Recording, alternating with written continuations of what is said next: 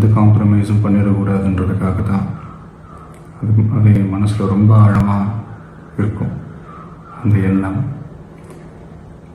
அதனால தான் இந்த அரசியல் காரணங்கள் எல்லாத்தையும் தவிர்த்துட்டு ஒதுக்கி வச்சுட்டு மக்களுடைய சேஃப்டி மட்டும் மைண்டில் வச்சுக்கிட்டு அதுக்கான இடங்களை சூஸ் பண்ணுறது, அதுக்கான இடங்களை பார்த்து பெர்மிஷன் கேட்குறது, போலீஸ் டிபார்ட்மெண்ட்டில் அதை ரிக்வெஸ்ட் பண்ணி கேட்போம். ஆனால்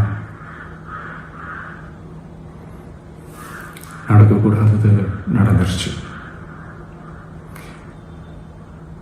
ஆனால் மனுஷன் தானே, அந்த நேரத்தில் அத்தனை பேர் பாதிக்கப்பட்டு இருக்கும்போது எப்படி அந்த ஊரை விட்டுட்டு என்னால் கிளம்பி வர முடியும்?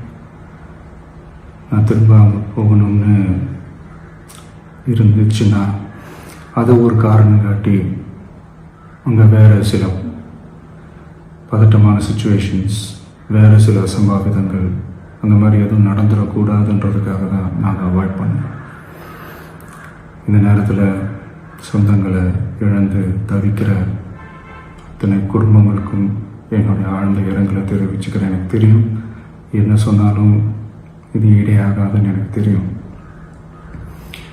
ஹாஸ்பிட்டலில் ட்ரீட் பண்ணிகிட்ருக்கிற எல்லாருமே சீக்கிரமாக க்யூர் ஆகி வரணுன்றது இந்த நேரத்தில் நான் வேண்டிக்கிறேன். கூடிய சீக்கிரமே உங்கள் எல்லாரையும் நான் சந்திக்கிறேன். இந்த நேரத்தில் எங்களுடைய வழிகளை, எங்களுடைய நிலைமையை புரிஞ்சுக்கிட்டு எங்களுக்காக பேசின அரசியல் கட்சிகளை சார்ந்த நண்பர்கள், தலைவர்கள் அனைவருக்கும் என்னுடைய நன்றியை தெரிவிச்சுக்கிறேன். கிட்டத்தட்ட ஒரு 5 மாவட்டத்துக்கு பிரச்சாரத்துக்கு போனோம். இந்த மாதிரி எதுவுமே நடக்கல. ஆனால் கரூரில் மட்டும் ஏன் எப்படி நடக்குது, எப்படி நடக்குது?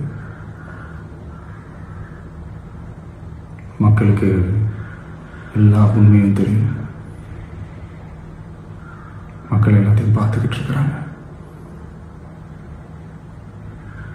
கரூரை சேர்ந்த அந்த மக்கள் அந்த உண்மையெல்லாம் வெளியில் சொல்லும்போது எனக்கு கடவுளே நேரில் வந்து இறங்கி அந்த உண்மைகள்லாம் சொல்கிற மாதிரி எனக்கு தோணுச்சு. சீக்கிரமே எல்லா உண்மைகளும் வெளியில் வரும்.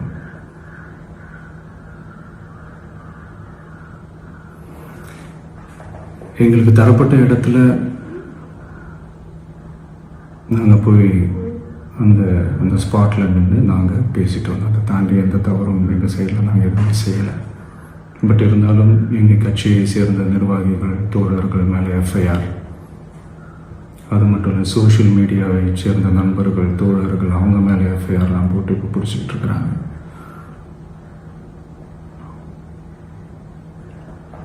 சிஎம் சார், உங்களுக்கு ஏதாவது இந்த பழி வாங்கணும் அப்படின்ற எண்ணம் ஏதாவது இருந்துச்சுன்னா என்ன வேணாலும் பண்ணுங்க.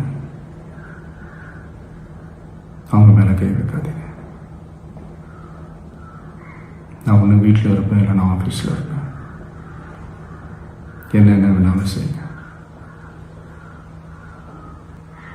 நண்பர்களே, தோழர்களே,